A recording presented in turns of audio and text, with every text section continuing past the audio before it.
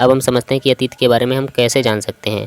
तो इसको जानने के बहुत तरीके होते हैं। अतीत की जानकारी हम कई तरीक़ों से प्राप्त कर सकते हैं। जैसे पहले नंबर पे हमारी पांडुलिपियाँ, ठीक है। पांडुलिपि क्या होती हैं?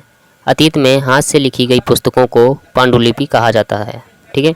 इन पांडुलिपियों को खोज कर पढ़ सकते हैं और अतीत के बारे में जान सकते हैं। पहले जो अतीत में पुराने ज़माने में क्या होता था, हाथ से पुस्तकों को लिखा जाता था, उन्हें हम पांडुलिपि कहते थे। इन पांडुलिपियों को अगर ये पांडुलिपियाँ खोज के दौरान हमें मिलती हैं और इनको हम पढ़ते हैं तो हमें पुराने समय की जानकारी मिलेगी।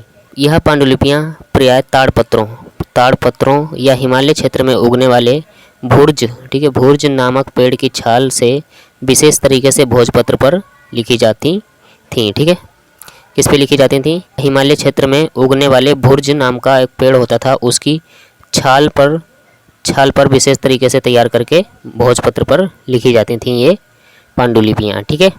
ये आप यहाँ पांडुलिपि की एक फ़ोटो देख सकते हो। ये फ़ोटो खोज के दौरान मिली थी, ठीक है। इस तरह से पांडुलिपियाँ लिखी जाती थीं।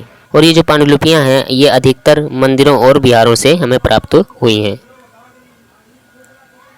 पांडुलिपियों की पुस्तकों में धार्मिक मान्यताओं व व्यवहारों, राजाओं के जीवन, औषधियों तथा विज्ञान, महाकाव्य, कविताओं, नाटक की जानकारी मिलती है। इन सब की जानकारी मिलती है हमें पांडुलिपियों में, ठीक है। यह पांडुलिपियाँ संस्कृत, तमिल और प्राकृत भाषा में लिखी मिलती हैं, ठीक है। जितनी भी अभी तक पांडुलिपियाँ मिली हैं वो या तो संस्कृत भाषा में लिखी हैं या तमिल या प्राकृत, ठीक है। प्राकृत एक भाषा होती थी, प्राकृत भाषा का उपयोग आम लोग करते थे, ठीक है। दूसरा तरीका है अभिलेख।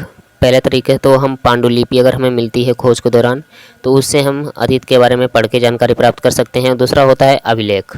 हम अभिलेखों का अध्ययन करके अतीत का पता लगा सकते हैं अगर अभिलेख हमें मिलते हैं। अभिलेख क्या होते हैं? ऐसे अभिलेख पत्थर अथवा धातु जैसी अपेक्षाकृत कठोर सतहों पर उत्कीर्ण किए जाते हैं। मतलब जो अभिलेख होते थे वो या तो पत्थर पर गोद के लिखे जाते थे, ठीक है, या किसी कठोर सतह पर उत्कीर्ण किए जाते थे, मतलब गोद के लिखे जाते थे, तो उन्हें हम अभिलेख कहते थे जो कठोर सतहों पर लिखे जाते थे। पहले के जो लोग थे और शासक थे, राजा थे, वो अपने आदेशों को उत्कीर्ण करवाते थे पत्थरों पे या किसी कठोर सतह पर। क्यों करवाते थे?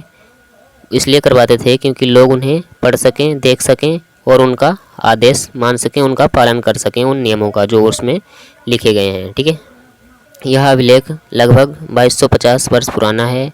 इसे अफ़गानिस्तान के कंधार से प्राप्त किया गया था। ये आप देख सकते हो, यहाँ पे अभिलेख का चित्र आपको दिया गया है ये, ठीक है, और पत्थर पे गोद कर लिखा गया है, ठीक है। इसे ही हम अभिलेख कहते हैं जो पत्थरों या कठोर सतहों पर लिखे जाते थे, ठीक है। आपको ये बात ध्यान रखनी है कि जब हम कुछ लिखते हैं, ठीक है, जब हम कुछ लिखते हैं अक्षरों के माध्यम से तब हम लिपि का उपयोग करते हैं, ठीक है, लिपि का उपयोग करते हैं। और जो लिपि होती है वो अक्षरों, ठीक है, जैसे आ से नार हो गया, हमारा ABCD हो गया, अक्षरों या संकेतों से बनी होती है, ठीक है। जब हम लिखते हैं तब हम लिपि का उपयोग करते हैं और जब हम कुछ बोलते हैं अथवा पढ़ते हैं तब हम भाषा का उपयोग करते हैं। ये मस्त पॉइंट है आपके लिए, आपको याद रखना है। तीसरा तरीका जो है हमारा वस्तुएं और इमारतें। पहला क्या है? पांडुलिपि से प्राप्त कर सकते हैं, दूसरा अभिलेख और तीसरा वस्तुएं और इमारतें, ठीक है। अनेक वस्तुएं अतीत में बनाई और प्रयोग में लाई जाती थीं, जिनमें से कुछ वस्तुएं हमें प्राप्त हुई हैं, यानी हमें खोज के दौरान मिल गई हैं। उन्हें हम देख के अंदाज़ा लगा सकते हैं कि पहले के लोग किस तरह की वस्तुओं का इस्तेमाल करते थे और कैसा उनका रहन सहन होता था। पुरातत्वविद क्या होते हैं?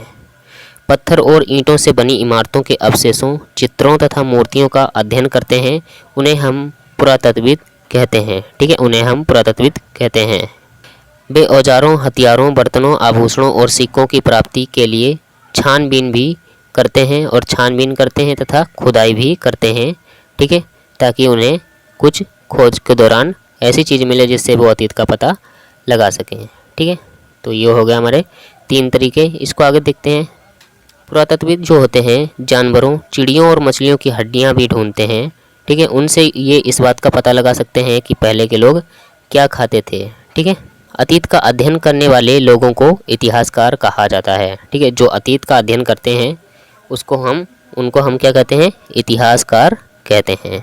4700 वर्ष पुराना यह पात्र एक प्राचीन नगर से मिला है। ये आपको पात्र का चित्र दिख रहा होगा, पात्र यानी ये मटका आपको जो दिख रहा है चित्र में, ठीक है। ये 4700 वर्ष पुराना है, ठीक है।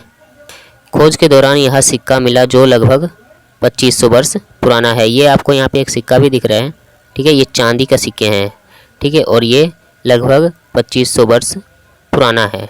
तो आपने ये समझा कि हम अतीत को कैसे जान सकते हैं।